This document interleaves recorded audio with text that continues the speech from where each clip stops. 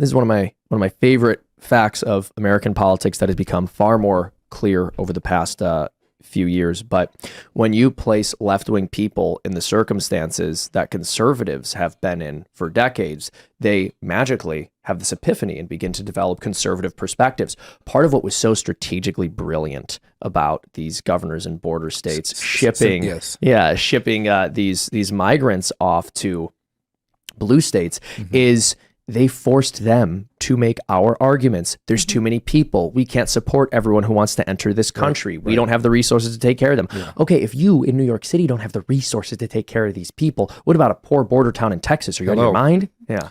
There was a study done by the Civil Rights Commission some years ago, and the group most hurt by illegal aliens are Black and brown people living in the inner city, those with high school or less education, because virtually all of the illegal aliens have very little education.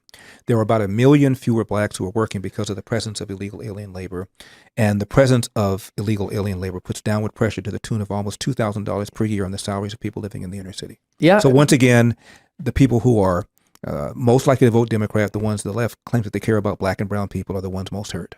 Yeah, exactly. It's crazy to me that the DOJ is upset because Greg Abbott says, hey, we're going to put up a barrier here because you're not supposed to enter illegally. And by the way, swimming across the Rio Grande is incredibly dangerous. So we should not be incentivizing it as a way for people to enter this country illegally anyways. But that doesn't matter, right? It's a humanitarian crisis that Greg Abbott is standing in the way of floods of illegal immigrations, which apparently Democratic parties benefit from. And I think you're totally right to bring up the fact that they continuously fail to advertise the cost and who is truly impacted by this.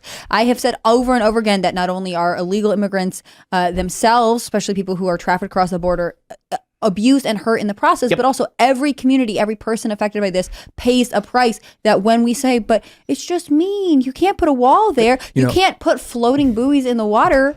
And Democrats used to agree with you. I put on my my website a montage I did some years ago of Bill Clinton, Barack Obama, Dianne Feinstein, Chuck Schumer, all talking about the damage done by unfettered illegal immigration.